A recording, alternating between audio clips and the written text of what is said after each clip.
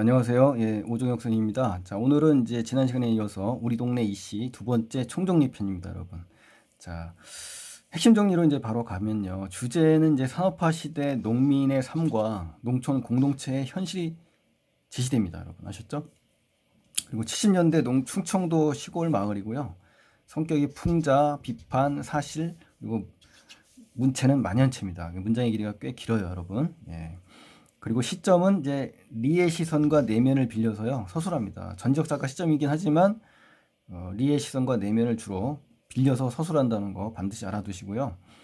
단편 소설이고 농촌 소설이고 세태 그리고 풍자 소설입니다, 여러분. 아셨죠? 예. 그다음에 설상 특징을 한번 보실까요? 70년대 후반 집중적으로 발표된 연작 소설입니다. 그 중에서 9번째 연작 중에서 2번째입니다. 아셨죠? 우리 동네라는 소설이에요. 그 다음에 이제 충청도 사투리라든가 우리말 어휘가 많이 사용됩니다. 그래서 생생한 현장감, 또 사실성을 부각하고요. 독자에게 친밀감을 주죠. 그리고 향토적 색채, 뭐 이런 것들을 느끼게 해줍니다, 여러분. 또 산업화가 진행되면서 생존 기반을 상실한 농촌의 현실을 아주 냉정하고 담담하게 그려냅니다. 아셨죠? 또 뚜렷한 갈등이 제시되기보다는 현실에 대한 인물의 판단, 즉 리의 판단을 제시합니다, 여러분. 아셨죠? 예. 그리고 한자어나 외래어보다는 지역 사투리가 나와가지고요. 풍부한 우리말 어휘가 나옵니다, 여러분. 그리고 특히 이문고 소설은 더 그렇습니다, 여러분. 사투리, 충청도 사투리가 많이 나와요. 또 중심인물의 입장, 즉 초점자죠. 주변, 공간적 배경이죠. 여기서 일어나는 사건을 서술합니다, 여러분. 주로 농촌의 소외 문제, 농민의 갈등, 전통적 질서 해체 이런 것들을 풍자적인 시각으로 그려냅니다, 여러분. 아셨죠? 또 대비적 상황을 통해서 마을 사람들의 물질적 조건을 중시하게 된 마을 사람들의 모습을 효과적으로 제시합니다. 예, 농촌 어떤 공동체와 도시화와 산업화의 그 대비적 상황을 통해서요. 예. 또 제목으로 차용된 성씨의 주인공을 통해서 이 시죠. 불특정 다수 평범한 농민들을 대변하는 겁니다. 그래서 현실적 비판을 하는 겁니다. 이 한 사람에 해당되는 게 아니라 그 당시에 다수의 평범한 농민들을 상징적으로 대변한다, 이렇게 이해하시면 되겠네요. 또 농촌 내에서 번진 망년회라든가 또 농촌 부녀들의 관광 여행이라든가 변칙적으로 운영된 농협의 실상이라든가 농촌 가정의 도박 풍조 이런 것 등이 쭉 제시되거든요. 그거를 갖다가 작가는 리의 눈으로 비판적으로 그려냅니다, 여러분. 아셨죠? 예. 그러한 작품 잘 이해를 하시고요. 자, 이 두 번째 페이지 한번 가볼까요? 예, 두 번째 한번 잘 보시죠. 자, 여기서는 이제 전체적인 주요 단어와 구절풀이로 이제 들어가겠는데, 첫 번째로 이제 나눴습니다. 인위적으로요. 낭비가 심해진 마을 세태가 나옵니다. 그래서 리가 굉장히 비판적으로 인식하게 되는 거죠. 낭비가 굉장히 심합니다. 자, 여기서 보시면은 이제 어떻습니까? 갸륵하다라는 단어가 나오거든요. 갸륵이라는 것은 굉장히 착하고 장하다는 뜻이고요. 미룩거린다는 말은요, 여기 미적거린다는 거에 잘못된 표현이고요. 자꾸 시간을 미루어 끄는 겁니다, 여러분. 아셨죠? 예. 1번 강의에서 자세히 해줬기 때문에 중요한 어휘만 하는 겁니다. 구절하고요. 자, 그 다음에 이제 기특하다라는 건요, 말하는 것이나 행동하는 것이 신통하고 뭐 기염성 있게 뭐 이런 뜻이고 장하게란 말과 바꿀 수가 있습니다. 그래서 이런 어휘들도 여러분 찾아보지 않으시잖아요. 그러니까 이럴 때 한번 이렇게 정리하시는 게 좋을 것 같아서 해드리는 겁니다. 또 부모 생일 잔치가 화려해지고 낭비가 너무 심하다라는 것을 지금 이야기하는 겁니다. 이 장면이. 아셨죠? 예. 그리고 이 장면 있죠. 이 장면. 예. 부모 생일에 막 공례 잔치는 어떻습니까? 씀새를 따진다면, 이제 비용을 따진다면 낭비라고 하잖아요. 이게 공동체 풍습이 속물적으로 변질됐다는 얘기를 하는 거고요. 또 대개 술 단말서부터 뭐 어떻습니까? 떡 서말에 두 말 밥은 지어야 뭐 먹었다는 소리라도 들어본다. 이 말은요, 칭찬을 들으려면, 그러니까 칭찬을 들으려면 최소한 이렇게 이제 잔치를 호사스럽게 해야 된다는 얘기입니다. 아셨죠? 우습게 흥정한데도 쌀한가마는 따로 돈을 주고 사야 구색을 찾겠다는 얘기죠. 그러니까 결국 과도한 생일잔치를 갖다가 리의 눈을 통해서 비판하는 모습입니다, 여러분. 아셨죠? 구색이라는 거는 굽이라고 생각하시면 되죠. 굽이. 아셨죠? 여러 가지 물건을 고루 갖춘 겁니다. 생각이 그에 미치자 리는 재개라는 거는 빨리란 뜻이고요. 충구려라는 단어가 이제 충청도 사투리인데 지체하다라는 얘기예요. 지체하여 가며 뭐 이런 얘기죠. 예. 자, 두 번째 이제 장면에 가시면 이제 마을 사람들의 달라진 세태를 정리하게 됩니다. 여러분. 아셨죠? 예. 그래서 아무리 연기 변화하는 세상이다라는 것은요, 변해가는 현실입니다. 어떻게요? 미풍양속이 점점 퇴색해가는 모습을 이야기하는 겁니다. 거기에 대해서 뭐 하는 겁니까? 이 리의 그 심리가 어때요? 한탄이죠, 한탄. 아셨죠? 예, 한탄. 그리고 전에는 어땠다는 거예요? 전에는 뭐 이렇게 인간적인 유대가 중시됐어요. 소박하고 굉장히 그 어떻습니까? 검소한 그런 생일상이거든요. 그 투가리 이제 뚝배기입니다. 뚝배기의 사투리예요. 그래서 뭐 이런 것들도 전부 어떻습니까? 굉장히 소박하고 검소한 그런 상차림이거든요. 근데 바라기, 시래기 뭐 이런 것들도요. 그래서 누구도 이제 허물한 적이 없었다는 거예요. 그러니까 허물을 들어서 막 꾸짖거나 그런 사람이 없었다는 거죠. 아셨죠? 예. 바락이라는 거는 음식을 담는 조그만 사기 그릇입니다, 여러분. 아셨죠? 예. 그리고 시절도 시절 같았던 것이 어느새 옛말하게 바뀌어버린 것이다. 이제 완전히 이제 시대가 바뀌었죠. 그렇죠? 예. 사람들은 뭐 미역국에 고깃점만 없어도 어때요? 눈치 준다는 거예요. 동태찌개도 물태로 끓인 게 아니면 쳐다보지 않았다는 얘기죠. 그러니까 이 물태라는 건 금방 잡은 명태거든요. 생태라고 합니다, 이름이. 반드시 뭐가 있어야 돼요? 울긋불긋한 과일 접시가 있어야만 된다는 거예요. 그래야만 차린 줄로 여겼대요. 아셨죠? 그러니까 결국 여기서 말하려는 건 뭡니까? 바로 과거의 상황, 이게 소박한 거죠. 이제 소박한 이 과거의 상황과 현재 상황을 어때요? 대비하는 겁니다. 대비. 그러니까 소박한 것과 지나치게 화려한 것을 대비한 거죠. 그래서 사람들이 변화됐다. 조건을 너무 우선시하니까 속물적이다. 이것에 대해서 나는 뭐 한다? 비판적인 태도로 인식하고 있다. 비판적인 태도를 취한다. 이런 얘기죠. 아셨죠? 예, 굉장히 중요합니다. 여기 이 부분. 자, 반드시 아시고요. 그 다음에 이제 한번 보실까요? 그 다음에 한번 보시면 그 중에서도 우스운 것은 뭐냐? 술을 가린대요. 술. 이 꼴이라고 하잖아요. 굉장히 그 못마땅한 겁니다. 그러니까 아무리 날탕이라는 것은 아무것도 가진 것이 없는 사람이라도 그 맛이 흐린 막걸리는 맥주 무서워하듯 묻지도 않는다는 얘기예요. 그러니까 뭡니까? 전통적인 문물을 우습게 여기는 그런 풍조가 생겼고요. 영양제를 탄 소주라면 회kok으로 쳤다. 이 말은 뭐냐면 근대적 도시 문물의 영향을 받았기 때문에 무조건적으로 선호한다는 거예요. 도시 사람들이 하는 그런 그 모습을 따라하는 거죠. 선호하고 또 동경하기 때문에. 그러다 보니까 전통적인 그 어떤 그 문화가 점점 바라는 겁니다, 여러분. 아셨죠? 예.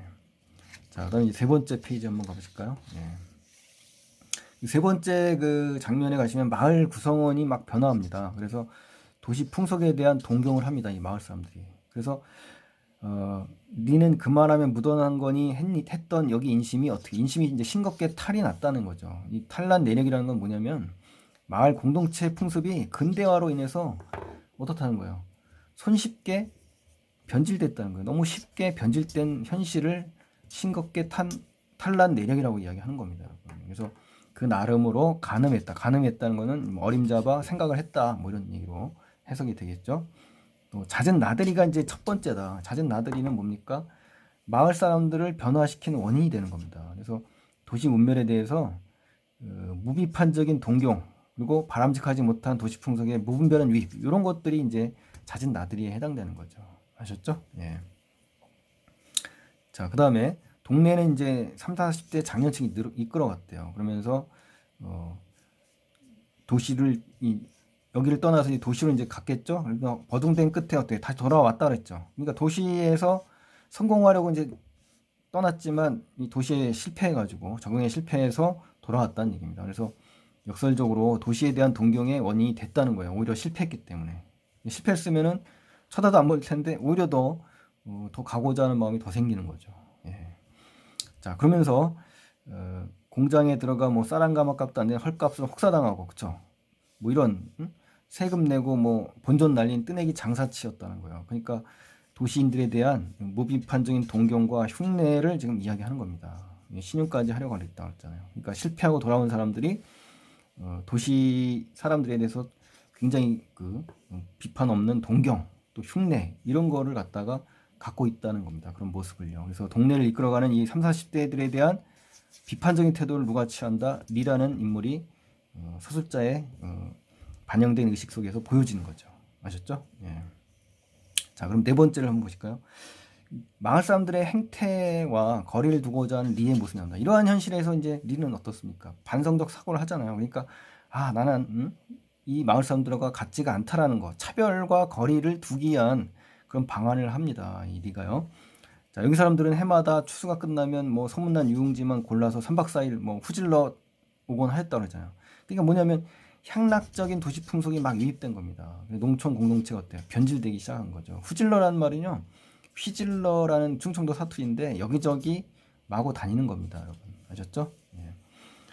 그러면서 이제 여기 한번 볼까요? 뭐 너스레 떠는 임심, 또 관광원 유부녀 기분 풀어주는 솜씨, 뭐 이런 것들이 전부 어떻습니까? 변해가는 농촌 사람들의 인식과 행동들입니다. 그래서 물건을 못 당하는 돈, 돈을 못 당하는 욕심, 이건 뭡니까? 물질적인 가치관, 속물적인 가치관이 막 들어왔다는 얘기입니다.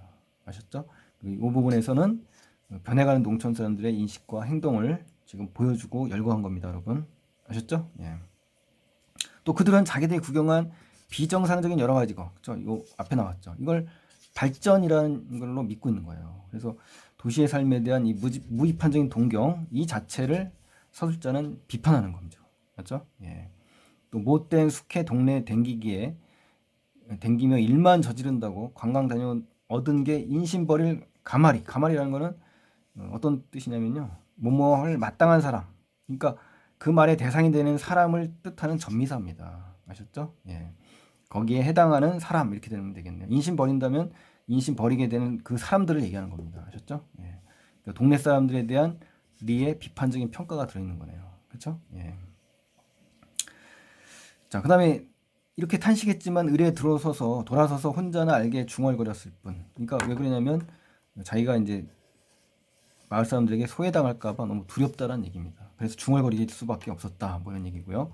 종주목을 대간다는 것은 뭐 주먹을 쥐어지르며 뭐 을러댈 때 이 주먹을 의미하는 겁니다, 여러분. 간연이라는 거는 지적하여 비난할 뭐 이런 뜻입니다. 지적하고 내가 비난할 수는 없었다. 뭐 이런 뜻입니다, 여러분.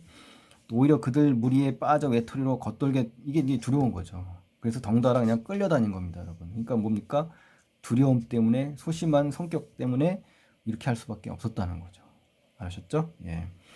그리고 또 걸핏하면 관청에 투서지를 한대요. 그러니까 투서지라는 거는 드러나지 않은 내막이나 잘못 따위를 적어서 관계기관, 관청에다가 몰래 글을 보내는 겁니다. 민원이죠, 쉽게 말하면 민원. 맞죠? 그러니까 사회 현실에 대해서 어떤 성찰적 비판을 하려면 정말 어렵다라는 거예요. 사람들이 이걸 충혈하고 그러고 애국이라고 하면서 신고를 한다는 얘기죠. 그래서 자유롭게 현실을 말할 수 없었던 그런 사유가 제시된 겁니다, 여러분. 아셨죠? 자, 그다음 이제 네 번째 마지막 페이지인데요. 자, 애매하게 그 언걸이라는 건요. 다른 사람 때문에 당하는 괴로움이나 해를 말합니다. 해를 끼친 거죠. 그래서 괴로움이나 해인데 이거 막 치여가지고 눈총 받아가며 살 일도 떨떠름했다. 즉 꺼림칙했다 이 말이에요, 내가. 그래서 그런 못된 풍속에 말려들었다가 자칫 잘못해서 이웃 간에 혐의를 지거나 혐의라는 거는 이제 서로가 꺼리고 미워하거나 혐오할 수가 있다는 거군요. 이제 그게 싫은 겁니다. 이 리는요. 본의 아니게 양심까지 팔아가고 또 남의 좋은 일을 가리틀려라는 건요. 잘 돼가는 일을 안 되도록 틀어버린다는 거죠. 그래서 겁이 난 겁니다. 이게 틀려질까봐. 그렇죠? 그래서 시시비비 따지지 못했다 이런 얘기죠. 아셨죠? 또 그러면서 그런 무사람들과 억압돼요. 억압이라는 것은 한 대 뒤범벅이 된다는 겁니다. 후덩거린다는 얘기는 가볍고 방정맞게 행동하는 겁니다. 그래서 이렇게 하기 싫었다는 거죠. 비판적인 거리를 두겠다 이렇게 해요. 동네 사람들하고요. 그래서 리의 뭡니까? 요 부분이 리의 내적 고뇌입니다. 내적 갈등인 거죠. 그래서 소신대로 행동하지 못하는 이유가 나온 겁니다. 아셨죠? 예, 여러분. 예, 중요합니다. 여기 잘 판단하시고요. 자, 거탈이라는 건요, 실상이 아닌 겁니다. 겉으로 드러난 태도입니다. 그래서 타고난 대로 질그릇일 수밖에 없다. 이 말은 농민에 불과한 자신의 처지를 얘기하는 겁니다. 그러니까 니의 현실 인식을 얘기하는 거죠. 자기의 현실. 그렇죠? 그렇지만 속으로는 정신을 차린다고 하잖아요.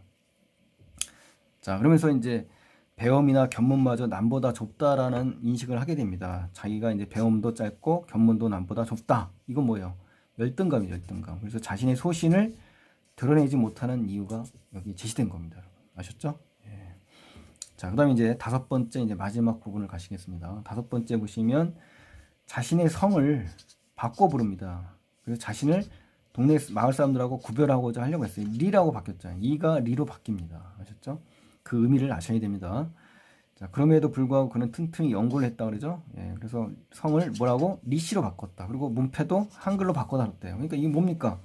동네 사람들과는 다르게 살겠다는 강한 의지의 표현입니다, 여러분. 그리고 내 양심과 내 정신으로 살고자 하는 태도예요. 그러니까 결국은 뭡니까? 주관적으로 살겠다. 주체적인 태도로 살겠다는 거예요. 끌려다니지 않겠다는 얘기예요. 그래서 관습에서 벗어나는 거죠. 그래서 상대적인 우월감을 느끼는 거고요.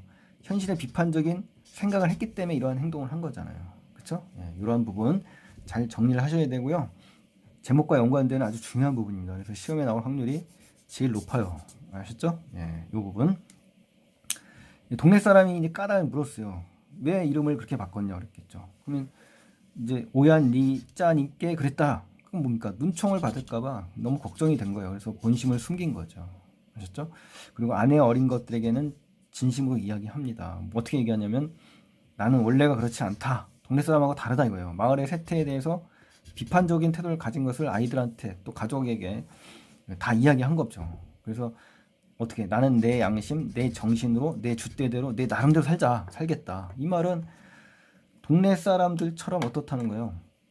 시류에 휩쓸리지 않는다. 어떤 그 도시 문명의 그 유입 같은 풍조에 휩쓸리지 않고 나만의 양심, 나만의 주관, 나만의 의지 이러한 것을 가지고 살겠다라고 하는 강한 자기만의 어떤 다짐이 들어있는 겁니다.